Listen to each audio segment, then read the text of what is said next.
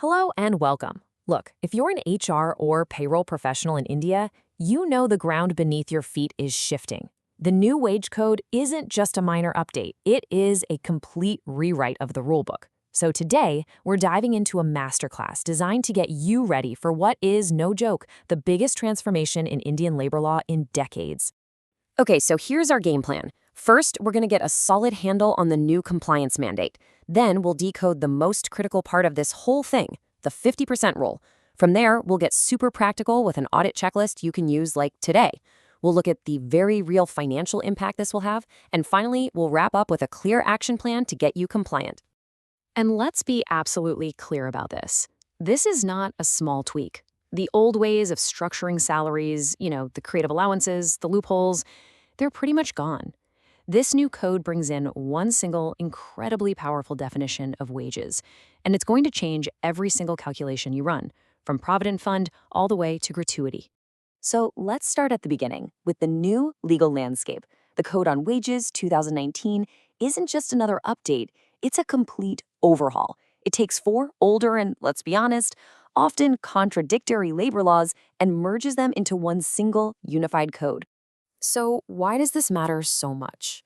Well, on one hand, it simplifies things, but it also makes them a lot stricter. By creating one and only one definition of wages for everybody, the code basically funnels all remuneration into a single calculation. This slams the door on all those loopholes companies used to use to minimize statutory payouts. And that simplification means there's really nowhere left to hide. The compliance environment is just much, much tougher now. Now, right at the very heart of this new world is one principle that you absolutely have to master. It's the 50% wage rule. This rule dictates what can and, more importantly, what cannot be excluded from the definition of wages. And believe me, it will change how you structure every single salary in your organization from here on out.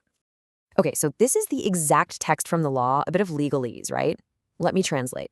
In plain English, it means that the allowances you can exclude from the wage calculation, things like your house rental allowance or HRA and genuine travel reimbursements, they cannot add up to more than 50% of an employee's total pay. That's it. If they do, any amount that goes over that 50% line gets pulled right back in and is counted as wages. So how do you actually apply this? Well, it's this 5-step process you see here. First, you calculate the total remuneration. That's everything. Step 2, you find 50% of that total. That's your limit, your maximum permissible exclusion. Then, step 3, you add up only your genuinely excluded allowances. Step 4, you compare the two. Are your allowances over that 50% limit? If yes, you calculate how much they're over by. That's the excess. And finally, step 5, that excess amount gets added right back into your wage base. That's your new number for all statutory calculations. Let's look at a classic example. This is a super common salary structure that is now totally non-compliant. As you can see, the monthly CTC is 35,000 rupees. The company's broken it down into basic, HRA, and a few other things. But I want you to look at that special allowance of 15,000 rupees. In the old days, tons of companies treated this as an exclusion to keep their statutory wage base and their PF contributions low. As we're about to see, under the new code, this whole structure is a compliance time bomb, just waiting to go off. So just take a second and look at that structure again. Based on what we've just learned, can you spot the fundamental error? Where is the compliance failure? I'll give you a hint. It is the single most common mistake we see out there. And there it is. The big failure is treating special allowance as an exclusion in the first place. See, the law defines wages as all remuneration unless it's specifically named on an exclusion list. And guess what? Special allowance is not on that list. So it is part of wages by default. Period. It doesn't even get tested against the 50% rule. It goes straight into the wage bucket from the very beginning. Okay, enough theory. Let's translate all of this into a practical audit you can perform right away. We're moving from understanding the problem to actually fixing it. Here is a step-by-step checklist to run against your current payroll structures. All right, here is your 5-point audit. First, go through your salary structures and find every single instance of special allowance and any fixed cash leave travel allowance, or LTA.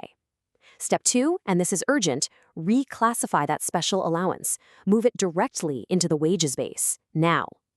Step 3, restructure any fixed LTA you're paying. It needs to become a reimbursement-only plan. Only after you've done all that do you move to step 4 and check the 50% rule on your actual remaining exclusions, like HRA.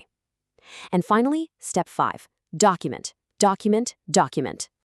And about that documentation, it is so important to understand that inspectors will now use a substance over form test. They won't just look at what you call an allowance.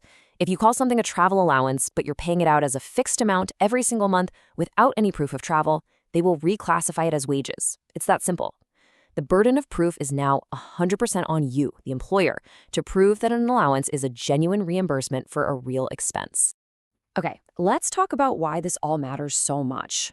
Let's talk about the money, because this isn't just a paperwork exercise. This expanded definition of wages has a direct and often a really significant impact on your company's bottom line. Just take a look at this bar chart. It shows the gratuity liability for just one employee after 10 years of service. Under the old structure, it was about 1,15,000 rupees. Under the new wage code, because that wage base is so much higher, the liability skyrockets to over 1,73,000 rupees. That's a 38% increase for one person. Now just imagine that multiplied across your entire workforce. This is a major hit to your balance sheet. And here's why that happens. It's simple math, really. The gratuity formula is based on last drawn wages. So when components like special allowance are now legally required to be part of wages, that input number gets a whole lot bigger, which in turn inflates the final payout. And it doesn't just stop at gratuity. As you can see here, the ripple effect of a higher wage base hits pretty much everything. Your monthly Provident Fund contributions will go up for both you and the employee, and things like leave encashment payouts when someone leaves will also be larger. Basically, any statutory benefit that has the word wages in its formula is now going to cost more. So with the risks and the financial impact crystal clear, how do we actually move from auditing our mistakes to taking real action? Let's put this all together into a final implementation plan. Finally, let's just recap the big mistakes you need to avoid. The number one error is still treating special allowance as an exclusion. It's not. Second, paying a fixed monthly LTA instead of demanding proof of reimbursement. Third, using reimbursement labels like petrol allowance without actually collecting any expense vouchers. Fourth, and this is a sneaky one, is forgetting to recheck your 50% ratio after every annual salary increase because a raise can easily push you over the limit. And lastly, setting the basic pay so low from the start that it forces your allowances to go over that 50% threshold. So here's the bottom line. The new wage code demands a proactive, transparent approach. This is really your opportunity to build salary structures that are not just fully compliant, but are also fair to your employees and built to last for the future. We really hope this explainer has given you the clarity and the tools to do just that. Best of luck with the implementation.